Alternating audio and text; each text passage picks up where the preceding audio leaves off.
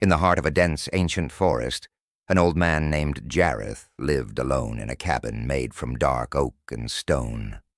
The villagers spoke of him in hushed whispers, calling him a hermit, a recluse. But what they didn't know was that Jareth was the keeper of a secret that could change the fate of their world. One night, under the light of a blood moon, Jareth heard a soft knock on his door.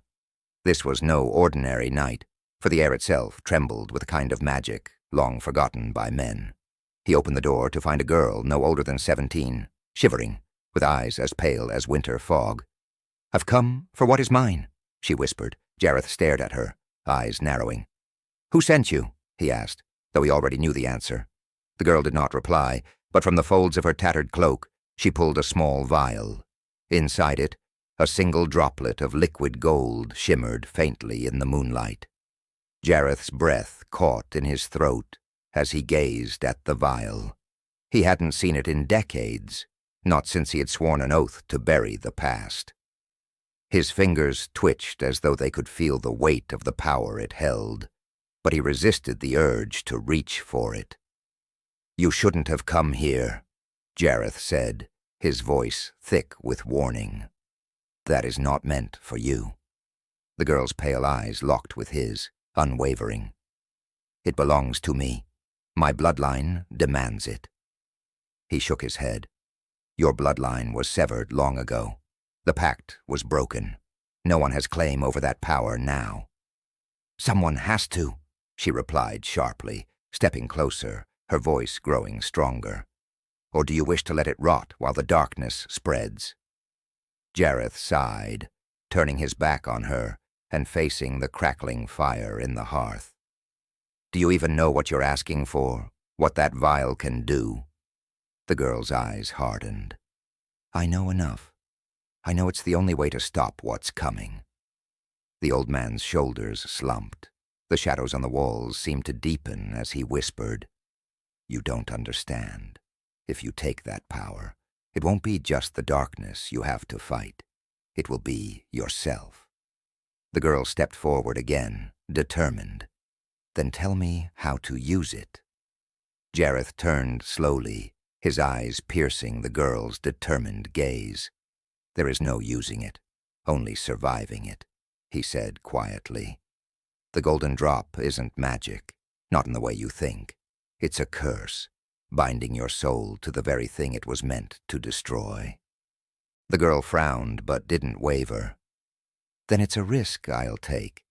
I've already seen what happens when no one fights back. My village, my family, they're all gone." Her voice cracked at the last word, but she quickly steadied herself. "I can't run from this any more." Jareth's heart softened, seeing the depth of her pain. He knew loss as well, more than anyone. He approached her, his old bones creaking with each step, and carefully placed a hand on her shoulder. "Bravery can be as dangerous as the curse itself, child." For a moment, the girl seemed to hesitate, her resolve shaken, but then she straightened, squaring her shoulders. "Teach me," she said firmly. Jareth sighed again, knowing that once set in motion this path could not be undone. He shuffled over to a worn leather-bound book on a shelf, dust billowing into the air as he opened it. The ancient pages crackled beneath his fingers. "Very well, but understand this. The power in that vial is not meant to be controlled. It is alive, and it will test you in ways no mortal should endure." The girl nodded, determination written in every line of her face. Jareth flipped to a page inscribed with runes that glowed faintly under the firelight. "Drink the drop at dawn. The rest will unfold on its own." She took the book from him, holding it like a fragile relic, then looked down at the vial in her hand, its golden glow pulsing softly. "What happens after I drink it?" Jareth's eyes clouded, his voice turning grim. "If you survive, you'll become a weapon, but if you fail, the darkness inside you will be unleashed." The weight of Jareth's words hung heavy in the air, but the girl's grip tightened around the vial. She had come too far to turn back now, Without another word, she slipped the vial into her pocket and turned toward the door. "Where are you going?" Jareth asked, his voice carrying a mix of concern and weariness. "To prepare," she replied. "You said dawn. I have until then." Jareth watched her leave, the old door creaking shut behind her. The fire flickered, casting long wavering shadows around the cabin. He stared into the flames, wondering if he had made the right choice in letting her take the vial. He had seen others try before, warriors, mages, people of great power, and none had returned. As the night stretched on, the girl made her way through the forest, the cold air biting at her skin. She found a clearing, a place far from the cabin where the moon shone brightly. Kneeling in the grass, she laid the book before her and studied the glowing runes. She could feel the magic within them, ancient and raw, whispering secrets older than time itself. Hours passed, and finally, the sky began to lighten. The first hints of dawn crept over the horizon, painting the world in shades of pale gold and pink. She took a deep breath, her hands shaking slightly as she pulled the vial from her pocket. The liquid inside shimmered like molten sunlight. With a final glance at the book, she unscrewed the cap and raised the vial to her lips. The moment the golden drop touched her tongue, her world exploded. It was as if the sun itself had ignited inside her, flooding her veins with fire. She gasped, falling back into the grass as searing pain ripped through her body. The magic was tearing her apart, testing her resolve, searching for any weakness. Her vision blurred, and for a moment she thought she might not survive. But then slowly the pain began to ebb. The fire inside her dimmed, and a strange sense of power settled in its place. She sat up, panting, her body trembling, but alive. She had done it. She had survived. As she stood, the grass beneath her feet withered, turning black. Her hands glowed faintly with a golden light, the same hue as the drop she had consumed. She could feel it now, the power within her. But something else stirred, too, something darker. Jareth's warning echoed in her mind. It's not just the darkness outside. You'll have to fight. It's the one inside. The power surged through her veins like a raging river, but with it came an unsettling presence. She could feel it, like a shadow clinging to the edges of her mind. The darkness that Jareth had warned her about wasn't just a distant threat. It was inside her now, lurking beneath the surface. She clenched her fists, feeling the golden energy pulse in her palms.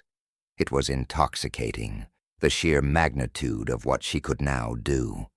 But the shadow whispered in the corners of her thoughts, urging her to let go, to surrender to its call.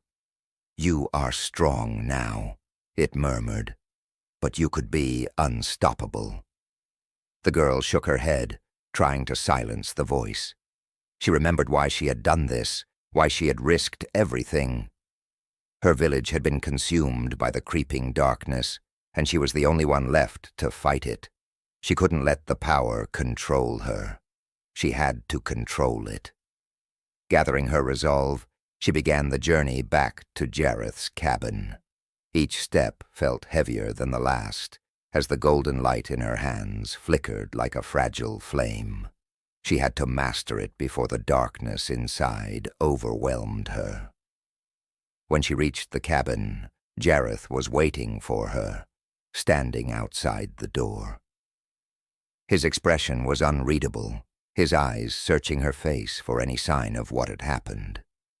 "You survived," he said quietly. The girl nodded. "I can feel it, the power. But it's not just the light, Jareth. There's something else, something dark." Jareth's face hardened. "I told you, child, the vial's magic doesn't just grant you strength. It binds you to the very force it was meant to destroy. You must be careful. If you lose control, the darkness will consume you." She took a step forward, her eyes gleaming with determination. "Then teach me. Show me how to control it." For a long moment, Jareth said nothing, his gaze drifting to the horizon where storm clouds gathered swirling unnaturally. "There may not be time," he muttered, more to himself than to her. "The storm is coming faster than I thought." The girl followed his gaze, her stomach sinking at the sight of the churning skies. "What do you mean?" Jareth turned back to her, his voice low and grave. "The darkness you feel inside, it's part of a greater force, an ancient power that's awakening. It's not just a threat to this village or even this land. It's coming for everything." Her breath caught in her throat as the weight of his words settled in. "So, what do we do?" Jareth's eyes gleamed with a mix of fear and resolve. "We fight, but not with brute strength. You'll need to master that power, both the light and the dark, before the storm arrives. If you don't—" He didn't finish the sentence. He didn't need to. The storm rolled closer, its ominous cloud